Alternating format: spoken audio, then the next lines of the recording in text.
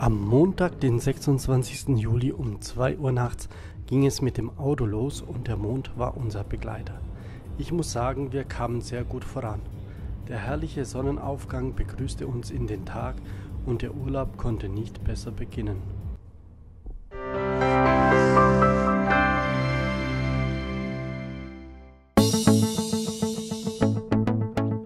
Um 11 Uhr kamen wir dann in Poreč an unserem Ziel an. Das ist vor dem Hotel die grüne Liegewiese mit den vielen Pinienbäumen und dem Kiesstrand.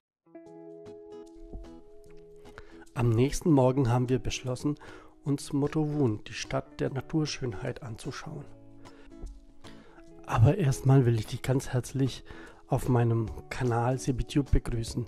Hi, Servus, mein Name ist Chris und ich mache mal eine Urlaubsdoku.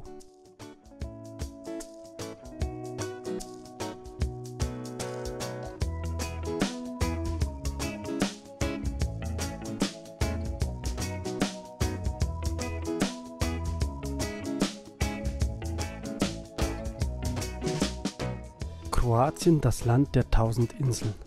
Trotz der vielen Inseln haben wir uns für das Festland entschieden. Es lag aber allgemein an Corona, dass wir Poreč ausgewählt haben, wo wir eventuell kurzfristig uns entscheiden konnten, die Heimreise anzutreten.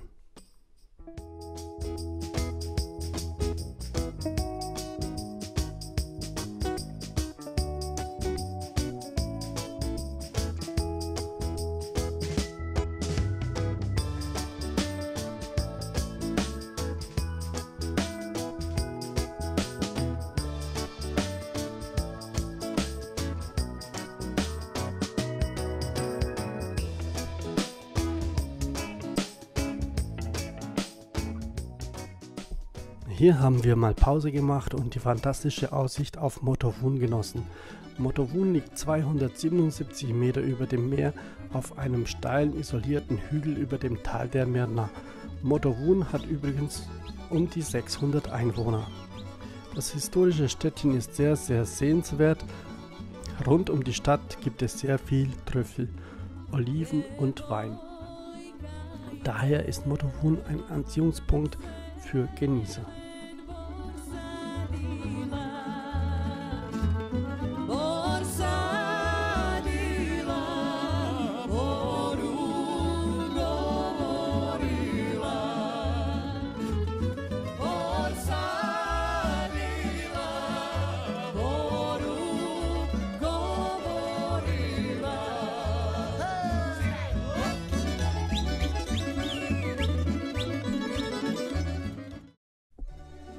Gleich zum Beginn dieser zum inneren Stadtkern hinaufführenden Gasse steht die Kirche der Heiligen Jungfrau Maria aus dem Jahre 1585.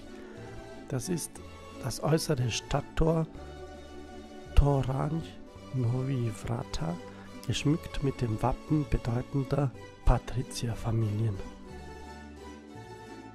Der Fluss Mirna hat eine Länge von 53 Kilometern. Die Einwohner von Motovun leben von Tourismus, Weinbau und der Landwirtschaft.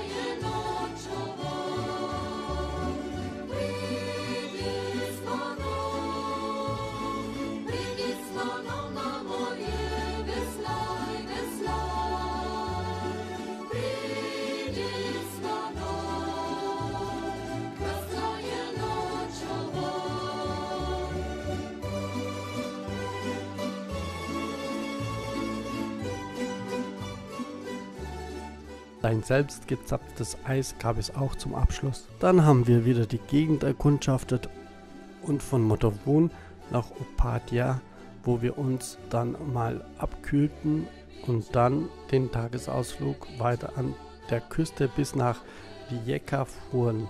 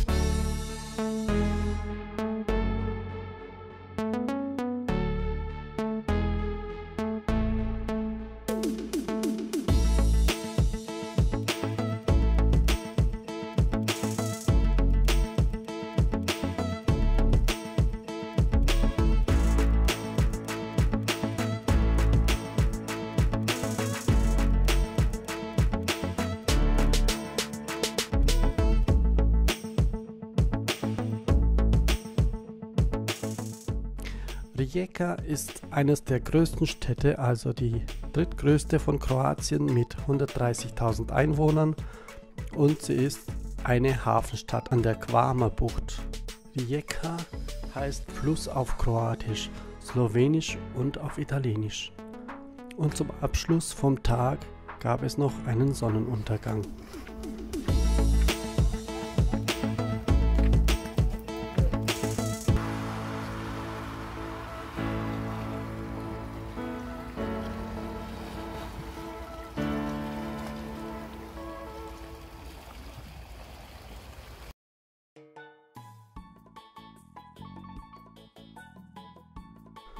Der nächste Ausflug, Rovinj, ist auch eine Hafenstadt an der Westküste der Halbinsel Istrien mit über 14.000 Einwohnern.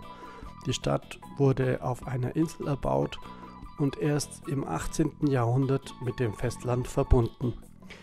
Die Häuser in der Altstadt, die dicht gedrängt auf einer Landzunge stehen, ergeben verwinkelte Gassen mit Kopfsteinpflaster.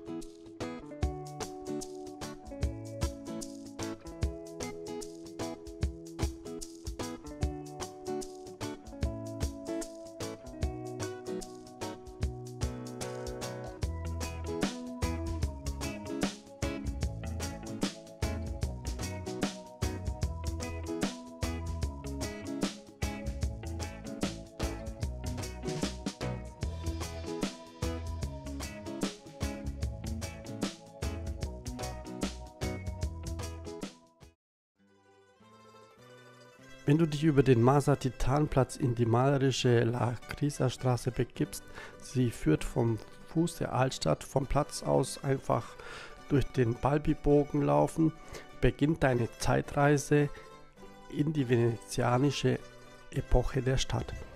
Vorbei an Sehenswürdigkeiten, Cafés, Restaurants, kleine Boutiquen und Ausstellungen von Künstlern, bis hinauf zu der heiligen Euphemia.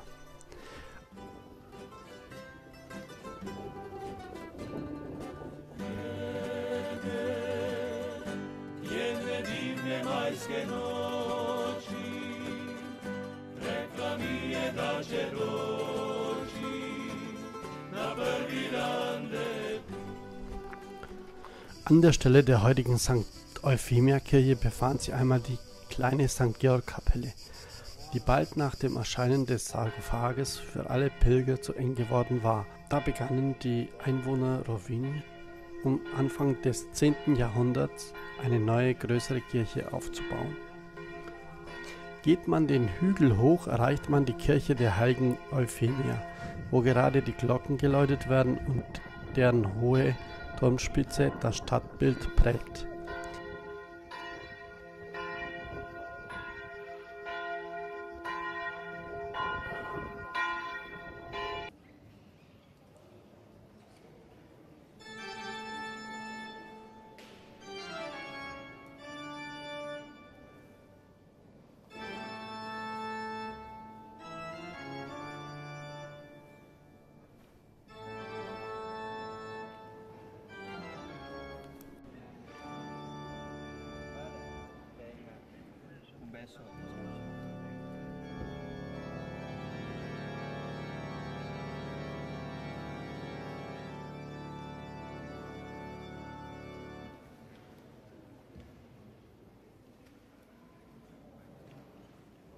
Südlich der Altstadt befindet sich die Bucht Loni, einer der zahlreichen Kieselstrände der Region. Direkt vor dem Festland liegen die 14 Inseln des Archipels von Rovigny. So, hier gehen wir wieder runter in der Lakritza-Straße und kommen gleich zum Balbi-Bogen. An der Stelle, wo sich heute dieser Torbogen befindet, befand sich früher das Haupttor der befestigten Stadt, Porton della Pesceria.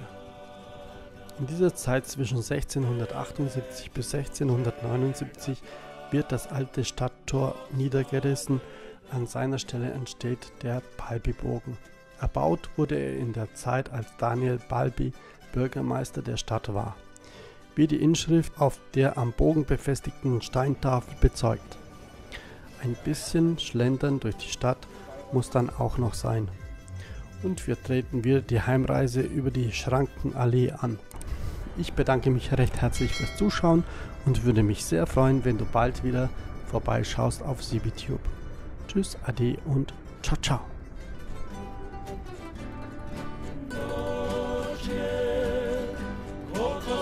Su dieta